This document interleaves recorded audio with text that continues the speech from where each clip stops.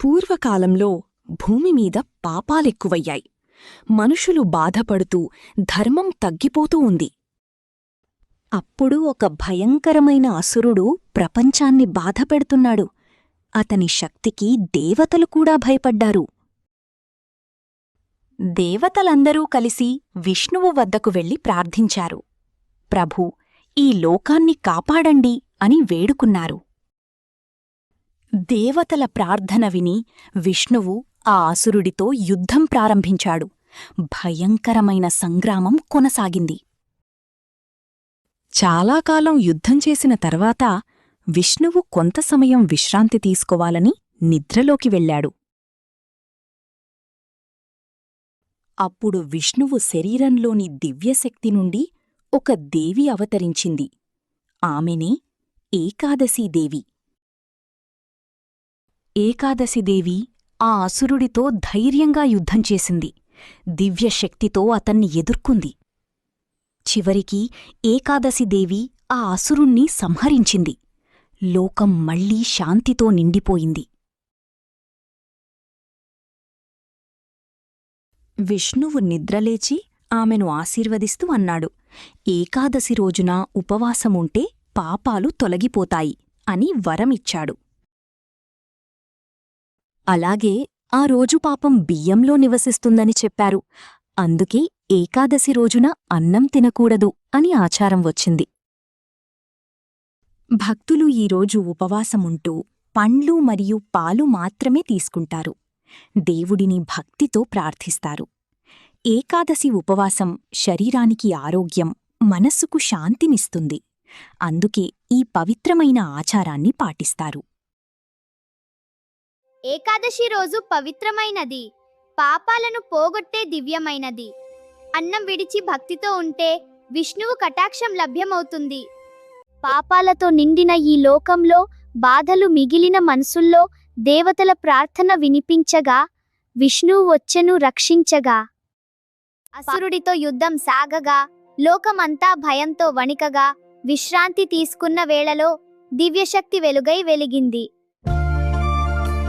ఏకాదశి దేవి అవతరించి అసురుడిని సంహరించింది, ధర్మాన్ని మళ్లీ నిలబెట్టింది, లోకానికి శాంతి ఇచ్చింది. ఉపవాసం చేస్తే పాపం పోతుంది. విష్ణువు ఇచ్చిన వరమది. బియ్యంలో పాపం దాగి ఉంటుంది. అందుకే అన్నం తినరాదు. పండ్లు పాలు తీసుకుని భక్తితో ప్రార్థిస్తే మనసుకు శాంతి వస్తుంది, జీవితానికి మేలు కలుగుతుంది. ఓం నమో నారాయణాయ. ఇది చాలా పవిత్రమైన మంత్రం. రోజు 108 సార్లు జపిస్తే శాంతి, రక్షణ కలుగుతుంది. విష్ణు గాయత్రి మంత్రం. ఓం నారాయణాయ విద్మహే వాసుదేవాయ ధీమహి తన్నో విష్ణు ప్రచోదయాత్. బుద్ధి, ఆధ్యాత్మిక శక్తి పెరుగుతుంది. శుక్లాంబరధరం విష్ణుం శశివర్ణం చతుర్భుజం ప్రసన్నవదనం ధ్యాయేత్ సర్వ విఘ్నోపశాంతయే. ఓం నమో నారాయణాయ.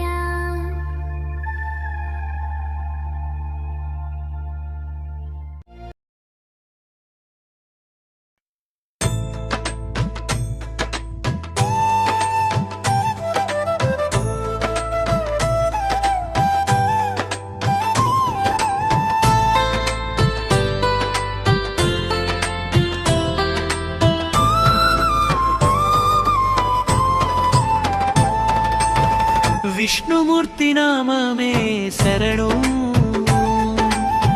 నారాయణ నామమే తరణు.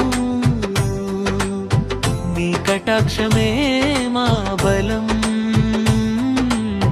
నీ చరణమే మా నిలయం. విష్ణుమూర్తి నామమే శరణు, నారాయణ నామమే తరణు. కటాక్షమే మా బలం, నీ చరణమే మా నిలయం.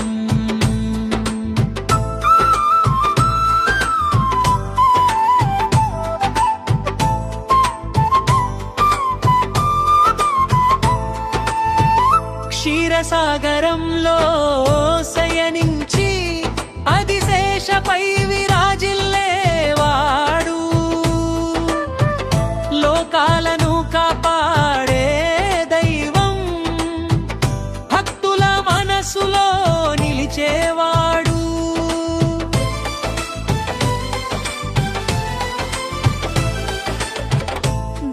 దశావతారములతో రక్షించి ధర్మాన్ని నిలబెట్టేవాడు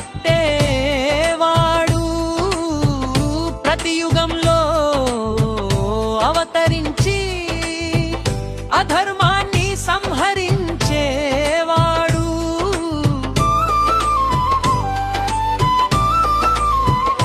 హే విష్ణుమూర్తి నామమే శరణు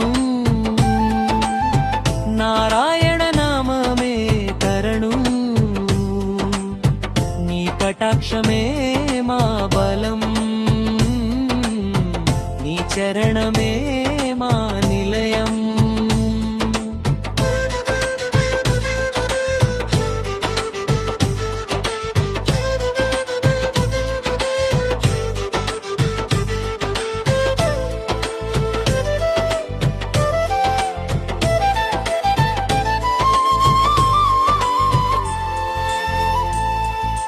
ఓం నమో నారాయణాయని భక్తితో జపిస్తే చాలు పాపాలు పోయి శాంతి వస్తుంది జీవితం సుఖంగా మారుతుంది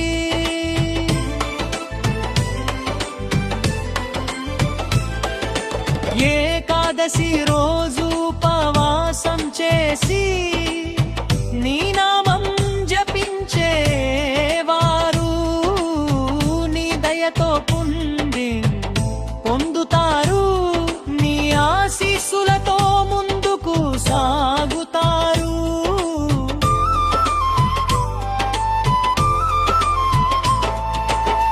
విష్ణుమూర్తి నామ స్మరణ మనసుకు శాంతి ఇస్తుంది నీ దివ్య కృపతో స్వామి జీవితం ధన్యమవుతుంది చరణు